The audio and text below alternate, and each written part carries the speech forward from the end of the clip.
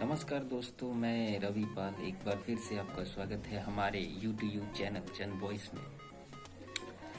दोस्तों, 2013 का टाइम, लोकसभा चुनाव का प्रोपोगेंडा, बीजेपी 2G स्पेक्ट्रम घोटाले को मुद्दा बनाती है और उस पर एक बहुत ही शानदार पॉलिटिक्स प्लान करती है। साल भर तक लोग सिर्फ 2G स्पेक्ट्रम घोटाले की बात करते हैं और इसी आड़ में बीजेपी अपना सबसे सुंदर प्रोपोगेंडा खेलने के बाद 2014 में लोकसभा चुनाव जीत के सत्ता में आ जाती है। इसको बोलते हैं डाइवर्ट करना। दोस्तों,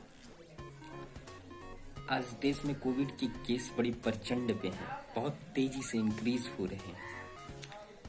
जब शुरू हुआ था कोविड का केस, सरकार ने तरह तरह के पैतरे अपनाए, तरह तरह के काम किए, कोई फायदा नहीं हुआ, कुछ भी सक्सेस नहीं हुआ। फिर उन्होंने जुमला बनाया तबलीगी जमात का नाम देकर। तबलीगी जमात को एक्सपोज करके, उनको बदनाम करके ये बताया गया कि कोविड देश में वो फैला रहे हैं। इसको बोलते हैं डाइवर्ट। अपनी नाकामी को छुपाने के लिए तबलीगी जमात का सहारा लिया, जिसको दिल्ली सुप्रीम कोर्ट ने खारिज कर दिया, सबको बाइज्जत बरी किया, बोला कि ये सिर्फ मीडिया के द्वारा चलाया गया एक प्रोपोगेंडा था, ये गलत बात थी। इसको बोलते हैं दोस्तों डाइवर्ट करना। सुशांत सिंह राजपूत केस में जांच तो कुछ हो नहीं पाया दोस्तों। इस प्रोपोगेंडा को हटा के क्या चलने लगा? ड्रग्स रैकेट, झांसी की रानी और इससे भी सुंदर राजनीति। दोस्तों, सबको पता है सुशांत सिंह राजपूत केस का कुछ नहीं हो रहा है, न होने वाला है, तो किस तरह से उलझाया जाए इसको? तो ये आती है कंगना और ये आती है ड्रग्स रैकेट चलाने वाले और मीडिया खासकर। इसको बोलते हैं दोस्तों डाइवर्ट करना। पिछले कई सालों से राफेल घोटाले का बहस जोरों शोरों पर है दोस्तों, आप जानते होंगे। राफेल एक बहुत बड़ा घोटाला, विपक्ष लगातार इस पर सवाल उठा रहा था, लेकिन अचानक कुछ दिन खामोश होने के बाद भारत सरकार सीधा राफेल को इंडिया में लाता है और उसके 5 दिन बाद भूमि पूजन का आयोजन करता है, ताकि आप राफेल पर बात करना भूल जाए। इसको बोलते हैं डाइवर्ट करना। दोस्तों, डाइवर्ट करना।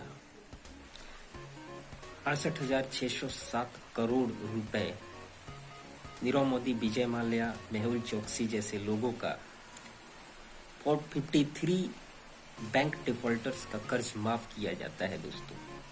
और इस मुद्दे को गुमराह करने के लिए बीच में लाया जाता है विकास दुबे केस, जिसको घसीटा गया 20 दिन 25 दिन उत्तर प्रदेश सरकार के द्वारा। इसको बोलते हैं दोस्त डाइवर्ट करना। शुरू में चीन जब हमारे बॉर्डर में घुसा था, आपको याद होगा, हम क्या कर रहे थे? बायकॉट चाइना, टिकटॉक डिलीट करके हमने पूरी जंग जीत ली थी दोस्तों। कोई इस मुद्दे पर बात नहीं करना चाहता। क्यों? क्योंकि हम बाइकॉट चाइना में लगे थे, एप्लीकेशन अनइंस्टॉल कर रहे थे, चाइनीज सामानों का बहिष्कार कर रहे थे। इसको बोलते हैं डाइवर्ट करना। पेट्रोल के दाम उस वक्त 100 रुपए पहुंच चुके थे मुंबई में, और अब दोस्तों किसानों का 2 बिल पास हो गया लोकसभा में।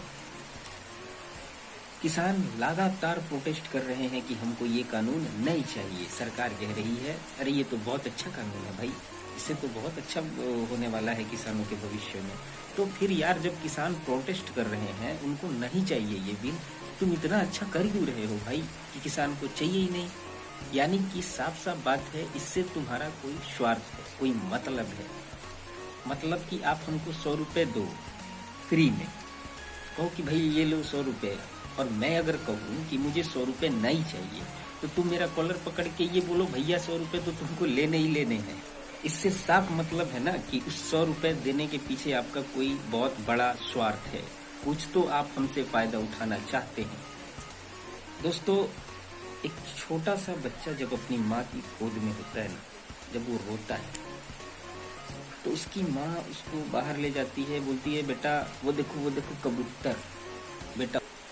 बेटा उसका कबूतर देखने लगता है, वो भूल जाता है कि वो क्यों रो रहा था। तब तक उसकी माँ रोटी का एक टुकड़ा उसके मुंह में डाल देती है। जब तक वो चबाता है, उसको अचानक याद आता है यार मैं तो रो रहा था, फिर वो रोने लगता है।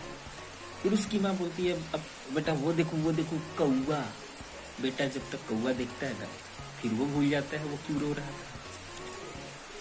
ये होता है दोस्तों भटकाना।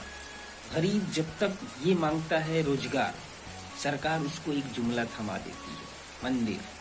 फिर सब मंदिर देखने लगते हैं, रोजगार भूल जाते हैं। इसको बोलते हैं डाइवर्ट करना। ये भटकाने की जो पॉलिसी है बीजेपी की दोस्तों, इसको समझने की जरूरत है।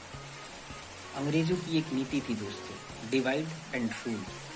थोड़ा सा कन्वर्ट करके बीजेपी की सेम पॉलिसी है, डाइवर्ट एंड रूल। अंग्रेज कहते थे फूट डालो शासन करो, इनकी पॉलिसी है भटकाओ और शासन करो।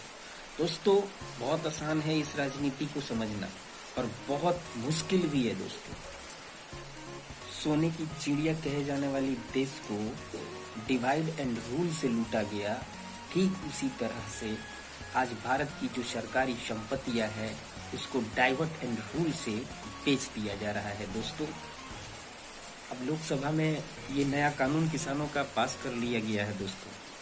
आप सोचो जरा, लोकसभा में 303 सीट होने के बाद, प्रचंड बहुमत होने के बाद बीजेपी का हिटलर जैसा रवैया है दोस्तों। अब ये धीरे धीरे पार्टी राज्यसभा में जब अपना वर्चस्व बना लेगी, इसी तरह से प्रचंड में आ जाएगी, तो आप यकीन नहीं कर सकते हैं कि कितनी बड़ी तानाशाही शासक हो जाएगी सरकार की दोस्तों। याद रखना, कुछ भी नहीं होगा खोने के लिए तुम्हारे पास दोस्त। सारे फंडिंग, सारे बजट्स डायरेक्ट पास होने लगेंगे अगर राज्यसभा में बीजेपी की पूरी पकड़ हो जाएगी दोस्तों। इन सब चीजों को कंपाइल करके अगर देखो, मीडिया इतना आदमी को डिसअपॉइंट कर रही है। सुबह से शाम तक हमें और आपको एक लॉलीपॉप दे देती है, दिन भर उसको हम जब तक खाते चूसते रहते हैं तब तक सरकार उस आड़ में अपना एक कोई काम बड़ा सा निपटा लेती है, और हमें दे दिया जाता है डिस्कस करने के लिए सुबह सुबह एक टॉपिक, ब्रेकिंग न्यूज। जब जानते हैं कि आज इस देश की मीडिया अब मीडिया नहीं, गोदी मीडिया हो चुकी है दोस्तों। विष्णु सक्सेना की एक कविता है कि रेत पर नाम लिखने से क्या फायदा, एक लहर आएगी कुछ बचेगा नहीं, और तुमने पत्थर सा दिल हमको कह तो दिया, मगर पत्थरों पर लिखोगे मिटेगा नहीं। पत्थर समझकर जिसे हमने हटा दिया था दोस्तों, एक फूल की कांटों ने इस कदर परेशान किया है हमें कि अब हम उससे भी परेशान हो चुके हैं। डाइवर्ट किया जाएगा आपको, मगर इस बार डाइवर्ट नहीं होगा। जो रोटी, कपड़ा, मकान, शिक्षा और स्वास्थ्य की बात ना करे, वो कभी हमारे लिए हमारी सरकार हो ही नहीं सकता। याद रखना दोस्तों।